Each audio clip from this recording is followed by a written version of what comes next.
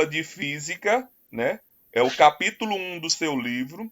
Eu vou pegar esse livro que eu tenho em PDF, vou jogar lá no grupo de vocês, caso vocês não estejam com o livro de física, certo? E o nome do nosso capítulo 1 aqui é você ter noções de carga elétrica. Então você vai perceber aqui que durante o nosso assunto você vai ouvir muito falar o nome carga elétrica. Então a gente vai ter que começar a tomar essas noções. Na hora da explicação, se você quiser ligar o áudio e fazer a pergunta do conteúdo, se sinta à vontade. Se vocês quiserem esperar na hora que eu fazer uma pausinha, que é o momento das perguntas, né? Que aí eu vou ler lá as perguntas que estão no chat, se você quiser digitar, ou se você quiser ligar o áudio e perguntar, certo? Então eu vou começar aqui, no livro tem assim, ó. Friccione um bastão de vidro no pedaço de lã. Então, friccionar é você pegar e passar um no outro, né? Ou seja, no caso do exemplo aqui, é tipo pegar um pano e passar no bastão de vidro, certo? Então, ele friccionou esse bastão de vidro num plano de lã. Se o bastão for suspenso por um barbante e o pedaço de lã for aproximado de uma das extremidades, o bastão será atraído. Então, veja só o que está acontecendo. Tinha um bastão de vidro e um pano. Atritou-se, né? Ou seja, friccionou-se. E quando ele aproximou novamente o pano do bastão, o bastão começou a se aproximar do pano. Ou seja, ele foi atraído pelo pano. Mais na frente do conteúdo a gente vai entender por que isso aconteceu, né? Por que é que quando eu fricciono um pano num bastão de vidro e aproximo o pano do bastão, o bastão vai se aproximar do pano. Então, uma das coisas que a gente vai entender é isso, é a questão da atração entre os corpos. O outro, se o segundo bastão de vidro for atritado com outro pedaço de lã e você aproximar ele de um bastão suspenso, será repelido. Ou seja, aqui, né, ó, se você passar aqui atritar friccionar o pano no bastão de vidro e pegar outro bastão de vidro e aproximar esse daqui, os dois vão se afastar. Então vocês já estão vendo aqui que alguns materiais podem se atrair, mas também podem se repelir. E aí, com o andar do assunto, você vai entender quando é que duas coisas podem se atrair e quando é que duas coisas podem se repelir. Ele colocou aqui outra figura, né? Onde há uma repulsão, que é o pano, né? Ó. Novamente haverá repulsão quando você aproximar o pano de outro pano, né? Então a gente vai entender por que que isso acontece, né? Por que que isso acontece? Por que que algumas coisas são atraídas e outras são repelidas? Então, essas forças, portanto, de natureza diferente das forças gravitacionais, que são sempre atrativas. Ou seja, essas forças que eu estou falando de atração ou de repulsão, ela não tem nada a ver com a força gravitacional. Lembrando que a força gravitacional é aquela força que puxam todos os corpos para o centro da Terra, né? É por isso aquela ideia lá de que a maçã cai. Por que que a maçã cai, né? É o mesmo caso. Por que quando a gente pula a gente não sobe mais? Porque existe uma força que puxa a gente para o centro da Terra, né? Que a gente sabe que isso daí é a chamada gravidade. Isso aí então não tem nada a ver com essas forças que vai fazer com que dois corpos sejam de atração ou de repulsão, certo? Não tem nada a ver com força gravitacional. Então a gente vai entender aqui durante um conteúdo por que é que algumas coisas se atraem e outras coisas se repelem. E aí, para a gente poder entender, a gente tem que ir lá um pouco na história, né? Lá nos gregos, ó. Os antigos gregos já tinham observado esses fenômenos ao atritarem o âmbar com outro corpo, né?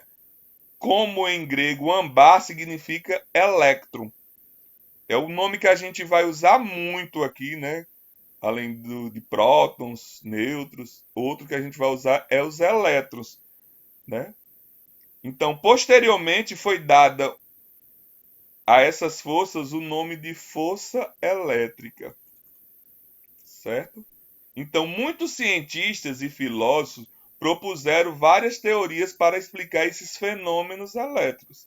Sabe-se atualmente que eles estão intimamente ligados à estrutura da matéria. Olha, então tocou aqui num ponto que vocês estudaram lá nos anos anteriores em química. Quando você chega no 9º ano, um dos primeiros assuntos que você vê em química é estudar a matéria. E lá tem a definição. O que é matéria? Matéria é tudo aquilo que ocupa lugar no espaço. Então, tudo que ocupa lugar no espaço é matéria.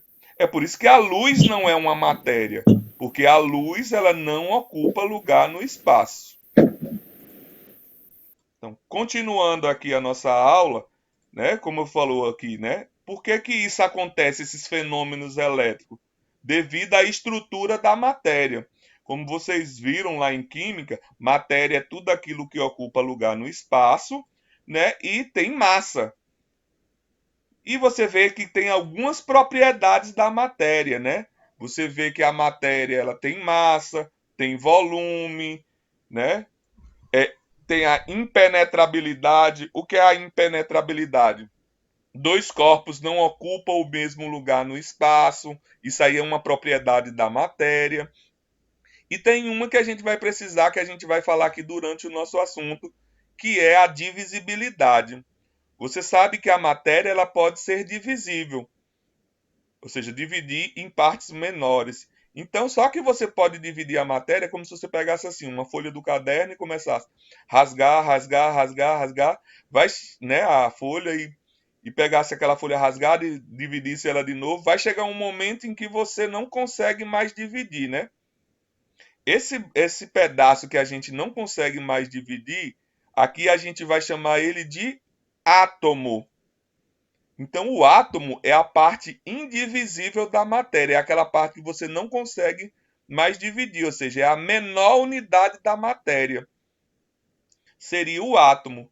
Então, para quem não sabe, ó, todos os corpos são formados de átomos, né? E aí, em química, você vê muito esse desenhozinho aqui, ó. Geralmente na capa de livros de química, ou quando você pega o livro do primeiro ano de química, tem esse desenho aqui. O que é que significa esse desenho? Né? Esse daqui é o que a gente chama do modelo atômico, ou seja, o modelo do átomo que tem hoje, né? Que é estudado o átomo. E esse modelo atômico diz assim: o átomo é constituído de duas partes. Uma central, que é o chamado núcleo, onde tem duas partículas lá dentro. Uma que se chama prótons, tá o pezinho aqui em azul, e a outra que se chama nêutrons, que tem um N. Então, dentro do núcleo, existem os prótons e os nêutrons, que eu acredito que você já ouviu falar dele lá em química.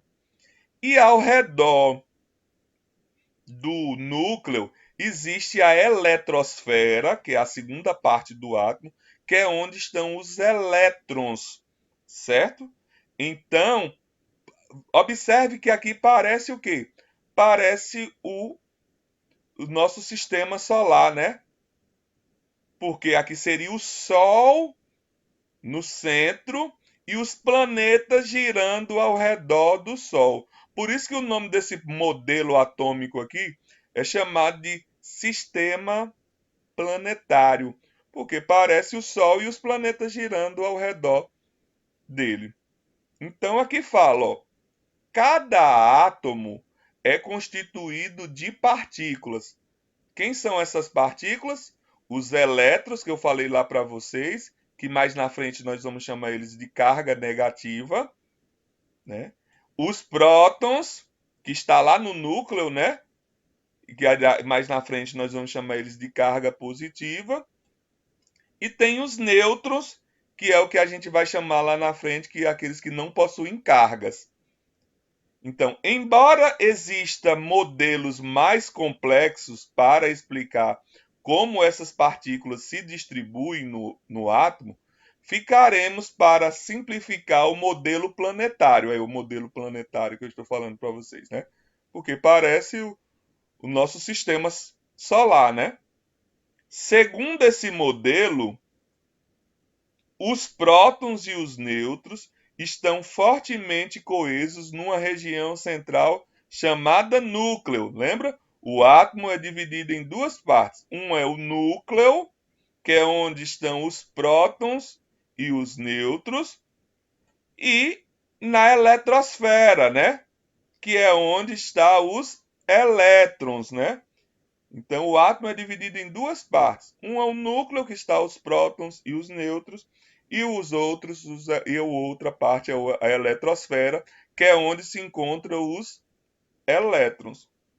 Por meio de experiência, constata-se que prótons se repelem e os mesmos acontecem com os elétrons. O que é que ele está querendo dizer com isso daqui?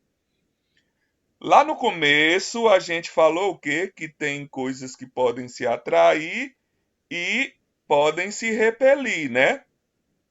Então, aquela frasezinha que vocês escutam aí, que fala que os opostos se atraem, é para dizer que quando as cargas têm o mesmo sinal, elas vão se repelir. E se têm sinais opostos, elas vão se atrair. É por isso que vem a frase: os opostos se atraem. Por isso que quando o vidro aqui estava sendo atraído pela lã, é porque quando se atritou-se, né? Quando se atritou, o que é que aconteceu? Alguém passou elétrons para o outro ou alguém recebeu elétrons do outro. Porque um corpo ele pode ganhar elétrons ou perder elétrons, nunca prótons. Repetindo, um corpo pode ganhar elétrons ou perder elétrons. Então, se um corpo ganha elétrons, ele fica com mais carga negativa do que positiva. Porque você viu que, vamos supor, que esses dois corpos sejam nêutrons. O que é um corpo neutro? É quando a quantidade de prótons, ou seja, de cargas positivas, é igual à quantidade de elétrons, ou seja, quantidade de cargas negativas. Então vamos supor que aqui os dois estão neutros, ou seja, as suas quantidades de cargas positivas e negativas são iguais. Quando você atrita, sai elétrons de um e passa para o outro, certo? Então um passa e o outro recebe. Então aquele que recebeu agora tem mais elétrons do que prótons. Aí a gente chama ele de carga negativa. Aquele que perdeu agora tem mais carga positiva que negativa, e aí a gente chama de prótons. Então, como eu tenho uma carga negativa e uma positiva, quando eu aproximar os dois, eles vão se atrair. Quando eu tenho a mesma carga, aí eles se repelem. Então, é por isso que aqui, ó, vem falando entre um próton e um elétron há atração, porque são cargas de sinais opostos, né? E se for de mesma carga, dois prótons ou dois elétrons, eles vão se repelir. É por isso que vem aquele ditado, né? Dois bicudos não se beijam. O que são os dois bicudos aqui é cargas de mesmo sinal. Opostos se atraem, cargas de sinais diferentes. Então, para explicar essa ocorrência, estabeleceu que os prótons e os elétrons possuem uma propriedade física, a qual se dá o nome carga elétrica.